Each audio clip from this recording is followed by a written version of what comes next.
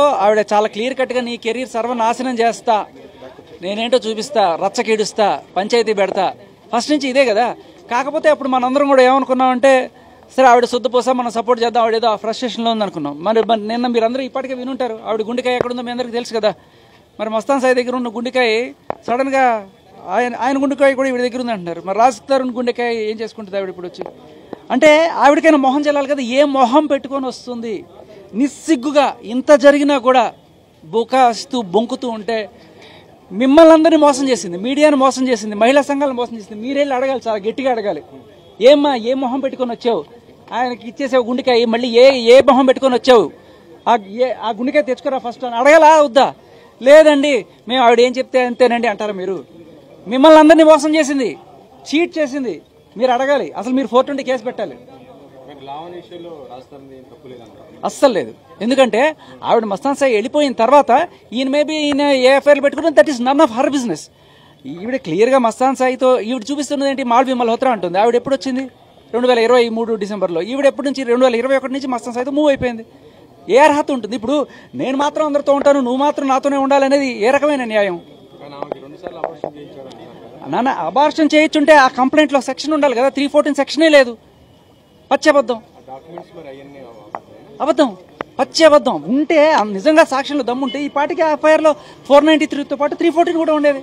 లేదా సెక్షనే లేదు. ఆయన మీద పెట్టింది కాబట్టి జనరల్ అమ్మాయి వెళ్ళి కంప్లైంట్ ఇస్తే ఎఫ్ఐఆర్ ఎప్పుడైనా పెడతాడు బేసికల్లీ. లేదు కాదు అయ్యయ్యో మీరు తెలుసుకోవాల్సింది ఏంటంటే నేను అమ్మాయిని మీ మీద కేసు పెట్టాను అంటే మీరు ఏమన్నా వేస్తారు. దాంట్లో ముగ్గురు మీద కేసు పెట్టాను అనుకోండి, ఈవిడ A2 ఈయన A3 అలా వేస్తారు. అది పెట్టినంత మాత్రాన అది దాటి ఛార్జ్ షీట్కి వెళ్లే అర్హత కూడా లేని కేసు. అందుకనే చెప్తున్నా, ఏ అమ్మాయి అయినా వెళ్ళి పెడితే మీరైనా మీరు వెళ్ళి ఒక అబ్బాయి మీద పెడితే ఫస్ట్ తీసేసుకుంటారు. దట్ డజంట్ మీన్ ఆవిడ పెట్టిన దాని ప్రకారం ఫోటోలు చూపిస్తే ఒప్పుకుంటారు. సో దట్ డజంట్ మీన్ ఆయన తప్పు చేశాడని. కాకపోతే ఎప్పుడైతే ఛార్జ్ షీట్ దాకా వెళ్తుందో అప్పుడు దాంట్లో వాళ్ళు నోటీసులు ఇస్తారు. అదే మీరు అబ్బాయి వెళ్ళి నేను ఈ అమ్మాయి ప్రేమించుకున్నాము సార్, ఈ అమ్మాయి నన్ను వదిలేసి వెళ్ళిపోయింది, ఈ అమ్మాయి నన్ను మోసం చేసిందని చెప్పారు అనుకోండి, పోరా అంటారు. సో అది మన పోరాటం. మనది అందరిది తప్పు. రాజ్ తరుణ్కి ఎన్నేళ్లు జైలు శిక్ష పడుతుంది? 10 ఏళ్లు జైలు శిక్ష పడుతుంది. ఆ రాజ్ తరుణ్ ఒక దూర్తుడు, ఒక కామదుడు చేసేది ఒక్కసారి భయం వేస్తుంది కదా ఎవరికన్నా. పిల్లల్ని చంపేస్తారా? వచ్చాడు. అయ్యో మీకు తెలియని విషయం ఏంటంటే రాజ్ తరుణ్ వెళ్ళాడు, మాట్లాడాడు అనేది. కాకపోతే మీడియాకి తెలియలేదు. ఎందుకనంటే మీడియా వాళ్ళు, మీరందరూ కాదు, కొంతమంది ఏం చేశారంటే థంబ్నెయిల్స్ పెడుతున్నారు, రాజ్ తరుణ్కి ఎన్నేళ్లు జైలు శిక్ష పడుతుంది. అది సార్ మీరు కొట్టేస్తారా? నన్ను కొట్టండి, కాదు సార్ మీడియా అందరూ చూసుకోలేదు. అయ్యో బాబోయ్ చెప్పండి సార్, కొట్టండి, కొట్టండి.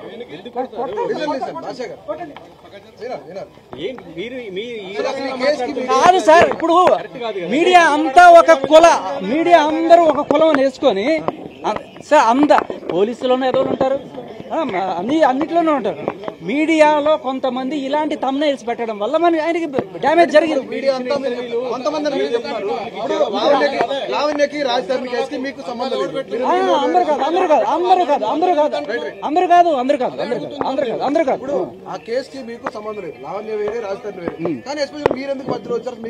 నన్ను లాగిందే మీడియా.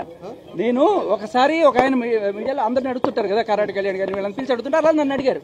నేను కొన్ని ఫ్యాక్ట్స్ తీసుకొచ్చి చూపించేటప్పటికి వైరల్ అయింది. ఇదేదో నిజం ఉంది అని చెప్పి ప్రతి ఒక్కళ్ళు కూడా రండి మాకు చెప్పండి అని పిలిచారు. ఆ రకంగా మొత్తం వెళ్ళిపోయింది అంతే.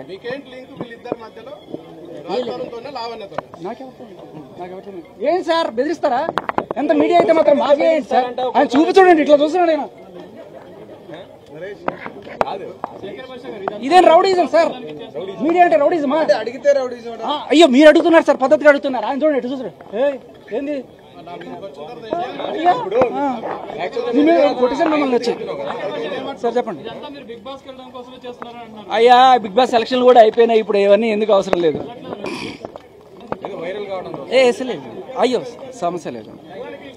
సార్ ఫ్యాక్ట్స్ చూపించారని చెప్పారు. దాని తర్వాత ఇంకా అక్కడితో ఆగిపోవచ్చు కదా, ఎందుకు వైరల్ అవడానికి మీరు ఎస్టాబ్లిష్ సార్ ఇంతమంది మీడియా ఉన్నారు కదా, ఎవరికైనా సరే ఒక్కళ్ళనైనా చెప్పండి. ఇంతమంది నాకు మీరెవరు నాకు తెలిసి ఫోన్ చేయలేదు. ఒక్కళ్ళకైనా సరే నేను ఫోన్ చేసి సార్ నేను మీతో మాట్లాడాలనుకున్నాను వస్తాను చెప్పి ఒక్కళ్ళతో చెప్పించండి సార్. నా కాల్ రికార్డ్ అయినా చూపించండి, గుండు గీచుకుంటా. ఎవరైనా ఫోన్ చేస్తే నేను వెళ్తున్నాను అంతే. ఫోన్ చేస్తున్నారు, అడుగుతున్నారు, వెళ్తున్నారు. ఎవరినైనా చూపించండి, ఒక్కళ్ళకి నేను నిజం చెప్పడానికి వెళ్తున్నారా అంతే. వైరల్ అవడానికి వెళ్తున్నారా? అలా ఏం లేదండి. నేను ఒక 18 ఏళ్ళ నుంచి మీలాగే నాకు బోల్డ్ మంది మీడియా, ఇవాళ నేను మీలాగే ఇక కెమెరా పెట్టుకొని వచ్చిన ఒక మీడియా వాడిని. నేను కూడా మీలాగే ఒక బిగ్ ఎఫ్ఎంలో పనిచేసి ఒక ఆర్జేని. అలా వచ్చి మీలాగే అడుగుతుంటా నేను కూడా. ఏ రోజు నేను ఇటుపక్క రాలి అటుపక్కే ఉండేవాడిని. కానీ సడన్ గా ఇది వచ్చిన తర్వాత 4-5 మాట్లాడడం వల్ల ఇట్లా వైరల్ అయింది తప్ప నేను ఈ 18 ఏళ్లలో ఈ నాటుకున్న వృక్షానికి ఉన్న బోల్డ్ అని వేళ్ళు ఎక్కడెక్కడో ఉన్నాయి. అందరూ ఫ్రెండ్సే పిలిచి అడుగుతారు, వెళ్ళకపోతే బాగుండదు. నన్ను అడగడం కాదు సార్, ఆవిడ ఏ మొహం పెట్టుకుని వచ్చావని అడగండి సార్. మీ గుండెకాయ ఎక్కడ పెట్టుకున్నావు, మీ మొహం ఎక్కడ పెట్టుకుంటావు అని అడగండి అంతే.